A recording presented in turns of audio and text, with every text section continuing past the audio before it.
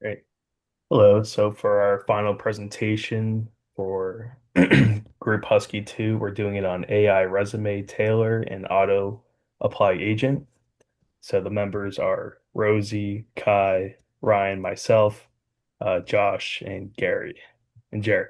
So, all right. So moving on into the presentation. So just for an overview, so we'll give a brief project overview, then we'll go into the user's personas, and then from there we'll show you our ER diagram, and then go through our business rules, our solution architecture and HA, our major SQL examples, metrics, security and privacy concerns, and next steps and lessons learned. So just for a brief project overview, the idea of the application is that it automates the job application process for individual job seekers. So for the process, users upload a base resume, and then from there, the platform scans it, tailors it to a specific job listing using AI generated match scoring, and then submits the application on the user's behalf. So the application tracks the results on a dashboard, and then it centralizes the job search data as a job search database. And as a result, this reduces manual resume editing, improves application accuracy, and overall, our design goal was for a robust relational database that acts as a data collection engine first. And the role of the SQL is that it's the critical bridge between the raw user data, the resumes, the work history, skills, preferences, and the application services that process and act on that data.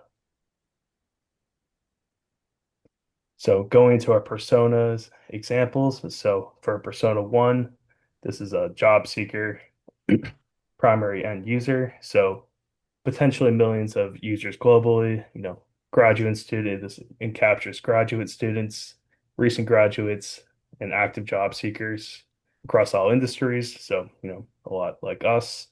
And, as a job seeker, I want to, and, we all want to, upload our existing resume, browse through available job listings and filter by field, company, location, generate a tailored resume optimized for a specific job posting, see my match score to know how my resume fits a role, submit applications automatically, and track applications and their current status in one dashboard. And additionally, we want to see what skills are missing and what to develop next. So, all of these, you know, goals are, what it captures what we're looking for here. So moving on to persona two, passive job seeker. So, this also is potentially hundreds of thousands of users.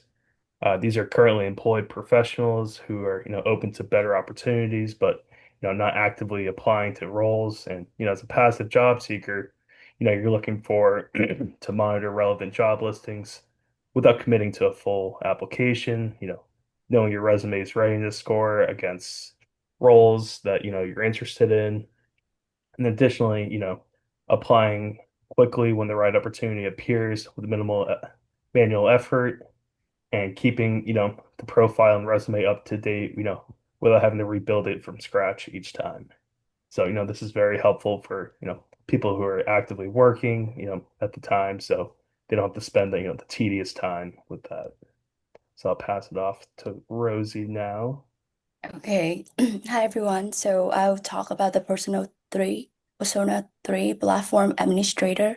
So the third is so they belong to a small internal team, roughly 5 to 10 backend admins who keep the platform running cleanly.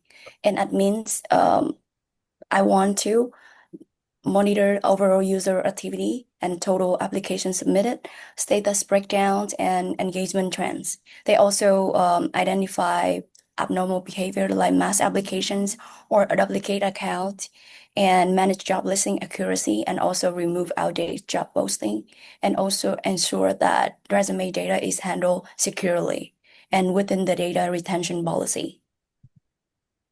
So next, I will talk about our diagram. So our ERD is organized into five logical layers that reflect how data flows through the platform.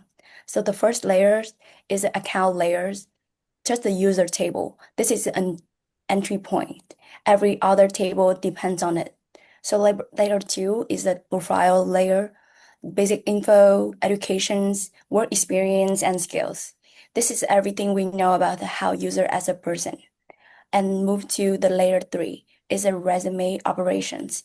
So scan a resume and tailor resume. A user uploads a resume, and then the AI generates a tailored version of each job they target. And layer four is job and reference data. Jobs, company, and the job skill junction table. This is the job market side of the database. And move to the last layer, layer five is applications layer, the final transactions that connect a user, a tailored resume, and also a job posting into one record. And moved on to business rules and our constraints and scope. So three core business rules drive entire designs. User must create an account before uploading a resume, and only one resume can be active at any time. Each job posting belongs to exactly one company and is deduplicate using its short URL, and users can submit only one application per job. And each application tracks its full life cycle from banding through submitted to reviewed and finally responded or rejected. The key con we move to the key constraints. The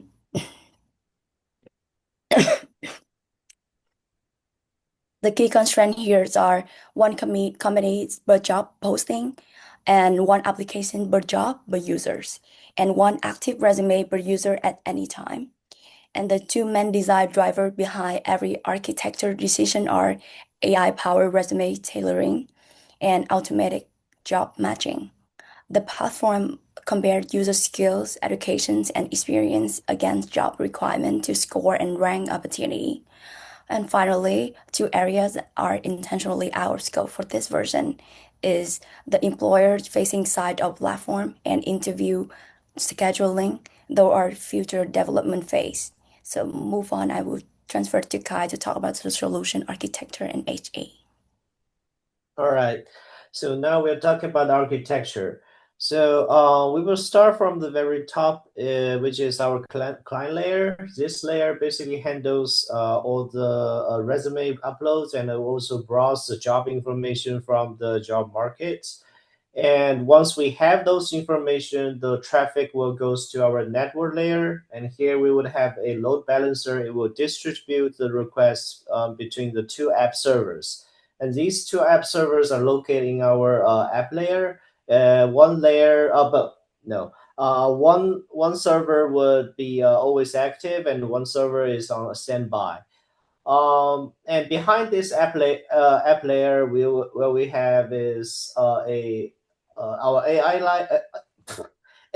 layer, and where we will have a dedicated AI service. Will handle the resume scoring and the tailoring, and all the data will save in our data layer, where we have a primary database, and we'll store all the information. And for our high availability, so if the basically as we mentioned before, we have two app server. So if one app server goes down, the standby will takes over automatically. It will ensure the it's always available. And on the database side, we would have like continuous replication to a standby database, and we would also have scheduled backup to the code storage. So our goal here is to have no single point of failure at either the app layer or the data layer. Yeah. All right, here we goes to our SQL examples. So our first example is handling the job listing by company. Basically, we are listing all the jobs and also have with the company that it belongs to. So first we basically start to search the jobs. We will take the job title, job field, job duty, experience required, and degree requirement from the jobs chart, and then we will take company name, location, and state from the company chart.